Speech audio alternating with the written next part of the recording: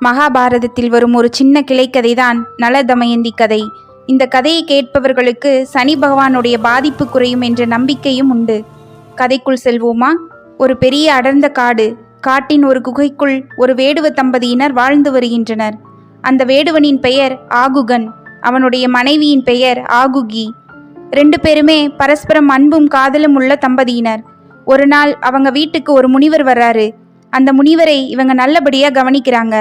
அந்த ராத்திரி அந்த முனிவர் அவங்க வீட்டிலேயே தங்கியிருக்கிற மாதிரி ஆகிறது.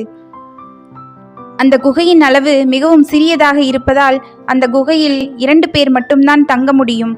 அப்படி இருக்கும்போது பயங்கரமான குளிர் வெளியே அடித்த போது அவன் தன்னுடைய மனைவியை தன்னுடன் வைத்திருக்க முடியாமல் குகையின் உள்ளே அந்த முனிவர் தங்கி இருந்தாலும் பரவாயில்லை என்று சொல்லி தன்னுடைய குகைக்குள் தன்னுடைய மனைவியை அனுப்பி இந்த ஓரத்தில் தூங்கிக் கொள்ளலாம் என்று சொல்கிறார்.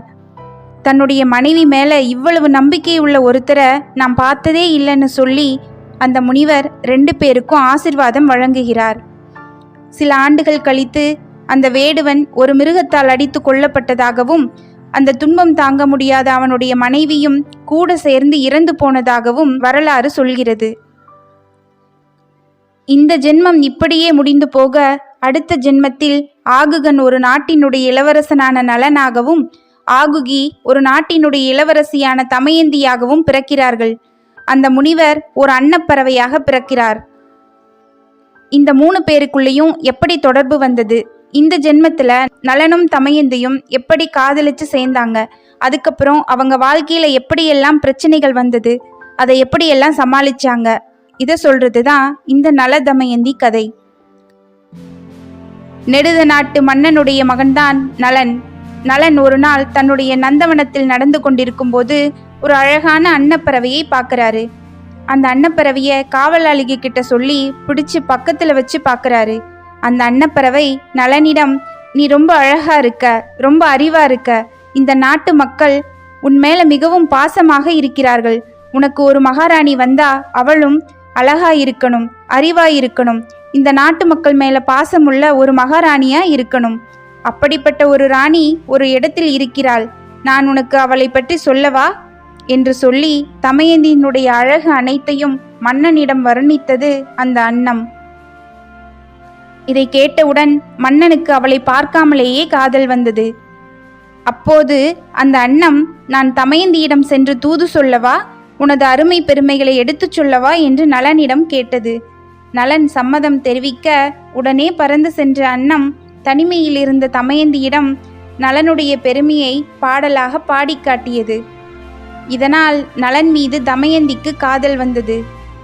இந்த நேரம் பார்த்து தமயந்தியின் தகப்பனார் பீமன் தமயந்திக்கு சுயம்வர ஏற்பாடு செய்தார். இந்த சுயம்வரத்திற்கு இளவரசர் மட்டுமல்லாமல் தேவர்களும் அந்த இடத்திற்கு வந்திருந்தார்கள். அப்படி வந்த தேவர்களில் சனி பகவானும் ஒருத்தர். இவங்க எல்லாருக்குமே தமயந்தி மனசுல நலன் மீது காதல் இருப்பது தெரியும். அதனால் எல்லாரும் நலனுடைய உருவத்திலேயே மாறி வருகிறார்கள். இந்த சுயம்வரத்தில் நலனை அடையாளம் கண்டு அவன் கழுத்தில் மாலை போடும் நம்பிக்கையோடு வந்த தமயந்திக்கு ஒரு குழப்பம் உருவாகிறது. அந்த இடத்துல கிட்டத்தட்ட 6 பேர் நலன மாதிரியே இருக்காங்க. இதுல உண்மையான நலனை எப்படி கண்டுபிடிக்கிறது என யோசிச்சு பார்க்கும்போது தமயந்திக்கு தன்னோட குரு தனக்கு சொல்லி கொடுத்தது ஞாபகம் வருது. தேவர்கள் கண்ணிமைக்க மாட்டார்கள் என்ற செய்தியை அறிந்திருந்த தமயந்தி நலனை கண்டுபிடித்து அவனின் கழுத்தில் மாலையை சூட்டுகிறாள். அவர்களின் திருமணம் இனிதாக நடக்கிறது. இந்த திருமணத்துக்கு பின்னாடி நலன் தமயந்தியை கூட்டிக்கிட்டு தன்னுடைய நாடான நெடுத நாட்டுக்கு செல்கிறான். இந்த நேரம் சுயம்வரத்திற்கு வந்து ஏமாந்து போன அத்தனை தேவர்களுக்கும் கோபம் வருகிறது. அவர்களில் ஒருவர்தான் சனி பகவான். இவர் நலனை துன்பப்படுத்துவதற்கு ஒரு சந்தர்ப்பம் வர வேண்டும் என எதிர்பார்த்து காத்து கொண்டிருந்தார். நலனுடைய தந்தை நலனுக்கு பட்டாபிஷேகம் செய்து மகாராஜாவாக அறிவிக்கிறார். நலனும் தனது செங்கோல் ஆட்சியை புரிந்து மக்களை மகிழ்ச்சியாக வைத்திருந்தான்.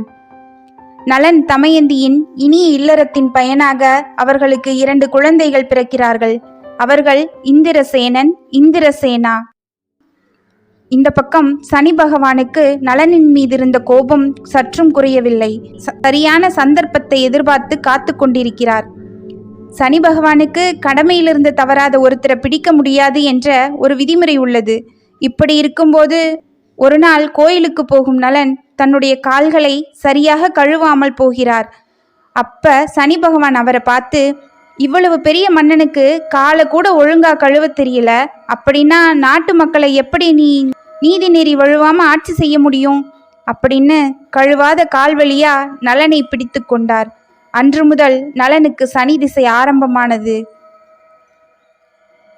எல்லாரோட வீழ்ச்சிக்கு பின்னாடியும் இந்த நேரம் காலம்னு ஒன்று இருக்கும். அதை விட அவங்க கிட்ட இருக்கிற கெட்ட பழக்கம் நல்ல நேரம் இருக்க வரைக்கும் அவங்களுக்கு எந்த துன்பத்தையும் தராது.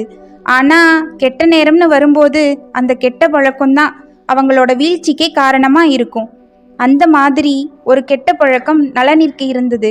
அதுதான் சூதாடும் பழக்கம். மகாபாரதத்தில் எந்த சூதாட்டம் பாண்டவர்களை தெருவில் நிறுத்தியதோ அதே சூதாட்டம்தான் நலனையும் தெருவில் நிறுத்தப் போகிறது. ஒரு நாள் நலனின் அமைச்சரான புட்கரன் சூழ்ச்சியின் மூலம் சூதாட்டத்தில் நலனை தோற்கடித்து நாட்டையும் ஆட்சியையும் பெற்றுக்கொண்டான். இப்போது நலன் அவனுடைய நாட்டை விட்டு காட்டுக்கு வனவாசம் போக வேண்டும். மேலும் யாருடைய கண்ணிலும் படாமல் எங்கேயாவது போய்த்தான் வாழ வேண்டும். தன்னுடைய அடையாளத்தை தொலைத்து வாழும் சூழ்நிலையில் வெளியே போகும்போது தமயந்தி தன்னுடைய 2 குழந்தைகளையும் பணிப்பெண்களிடம் ஒப்படைத்து தனது தந்தையிடம் சேர்த்து விடுமாறு கூறிவிட்டு நலனை பின்தொடர்ந்து செல்கிறாள். காட்டிற்கு சென்ற 2 பேருக்கும் சரியான உணவு கிடைக்கவில்லை. சோர்ந்து போய் விட்டனர். இந்த நிலையில கிட்டத்தட்ட மயங்கிய நிலையில் இருந்தால் தமயந்தி. உடனே நலன் தமயந்தியிடம், நீ உன் தந்தையின் வீட்டிற்கு சென்று விடு என்று கூறுகிறார். ஆனால் தமயந்தி மறுப்பு தெரிவித்து விட்டாள். இதனால் நலன் தமயந்தி தூக்கத்தில் இருக்கும்போது அவளை அங்கேயே விட்டுவிட்டு தான் மட்டும் எழுந்து காட்டிற்குள் நடந்து சென்று விட்டான். நலன் அப்படி போனதற்கு காரணம், தமயந்தி தான் போய்விட்டால் தனியாக காட்டில் கஷ்டப்படாமல் அவளது தந்தை வீட்டிற்கு சென்று விடுவாள் என்ற நல்லெண்ணத்தில் தான் அப்படி செய்து விட்டான். தமயந்தி கண் விழித்து பார்க்கிறாள். அவளை சுற்றி ஒரு மலைப்பாம்பு இருந்தது. அவள் பயந்து நடுங்கிக் கொண்டிருக்கும் வேளையில் ஒரு வேடன் அவளை காப்பாற்றினான். அவனுக்கு தமயந்தின் மீது ஆசை ஏற்பட அவனும் அவளை துரத்தினான். அவனிடமிருந்து தப்பித்து இன்னொரு நாட்டிற்கு செல்கிறாள் தமயந்தி. அங்கு சென்று பணிப்பெண்ணாக வாழ ஆரம்பிக்கிறாள். அதே இடத்திற்கு விருந்திற்கு வந்த அவளின் தந்தை பீமன் அவளை அடையாளம் கண்டு கொண்டு, நாங்கள் இருக்கும்போது நீ ஏன் இவ்வளவு துன்பப்பட வேண்டும் என்று கூறி வலுக்கட்டாயப்படுத்தி தன்னுடைய இடத்திற்கு கூட்டிச் செல்கிறார். இப்போது தமயந்தி நலன் நினைத்தபடியே அவளது அப்பா வீட்டில் குழந்தைகளுடன் அடைக்கலமாக இருக்கிறாள். தமயந்தியை பிரிந்து சென்ற பின் நலனுக்கு என்ன நடந்தது? ஒரு அடர்த்தியான காடு வழியே நடந்து கொண்டிருக்கும் போது, காப்பாத்துங்க காப்பாத்துங்க என்று ஒரு குரல் நலனுக்கு கேட்டது.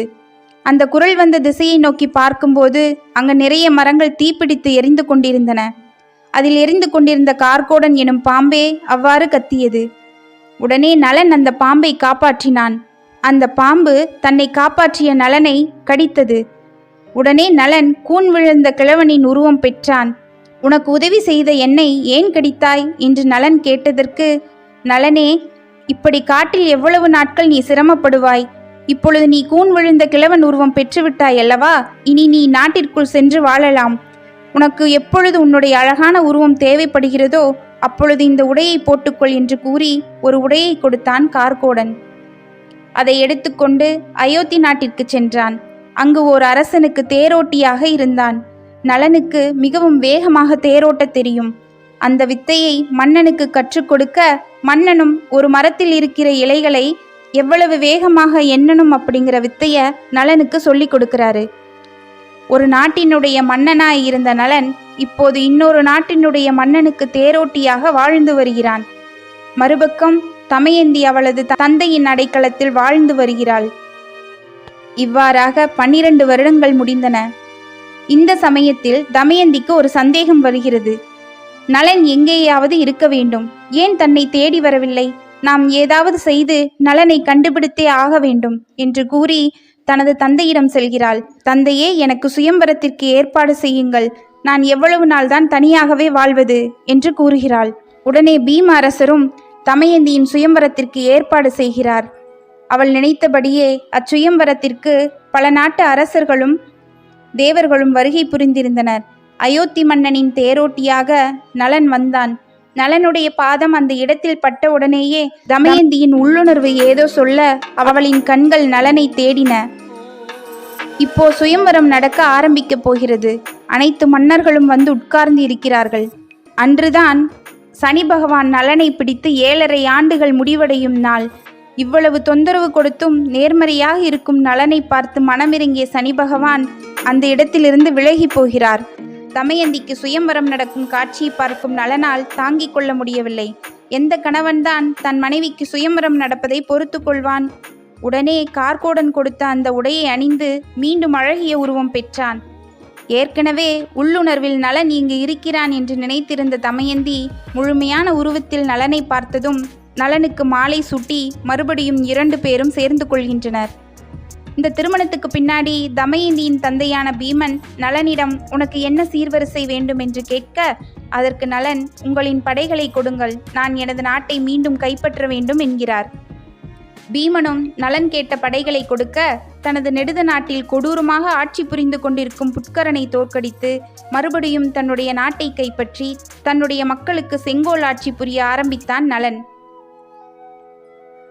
அனைத்து துன்பங்களும் நீங்கியதால் நலனும் தமயந்தியும் கோயிலுக்கு சென்று வழிபடும்போது அவர்களுக்கு காட்சியளித்த சனி பகவான், என்னை நீங்க 2 பேரும் மன்னிச்சுக்கங்க, நான் உங்களுக்கு கொடுத்த துன்பம் தவறு, உங்களுக்கு ஏதாவது ஒரு வரம் ஒன்று தர விரும்புகிறேன், கேளுங்கள் என்று கூற, அதற்கு நலன் தனக்காக எதுவும் கேட்காமல் தான் பட்ட கஷ்டத்தை இந்த உலகத்தில் யாருமே படக்கூடாது, நாடிழந்து வீடிழந்து அடையாளம் இழந்து எந்த மனிதனும் சுற்றி திரியக்கூடாது, என்னுடைய மனைவி பட்ட துன்பத்தை எந்த ஒரு பெண்ணும் படக்கூடாது, தனது கணவனை பிரிந்து அம்மா அப்பா வீட்டிற்கு போய் உட்காரும் ஒரு நிலைமை எந்த பெண்ணிற்கும் வரவே கூடாது, அதனால் இந்த நல தமயந்தி கதையை யாரெல்லாம் கேட்கிறார்களோ அவர்களுக்கு சனி பகவானின் பாதிப்பிலிருந்து விடுவிப்பு கொடுக்க வேண்டும் என்று கேட்டானாம் நலன். இந்த நம்பிக்கை உண்மையா பொய்யா என்று எனக்கு தெரியாது. ஆனா இந்த கதையில வர மாதிரி நாடிழந்து வீடிழந்து அடையாளமிழந்து திரிபவர்களுக்கு கூடிய சீக்கிரம் நல்ல வாழ்க்கை அமைய இறைவனை வேண்டிக் கொள்கிறேன்.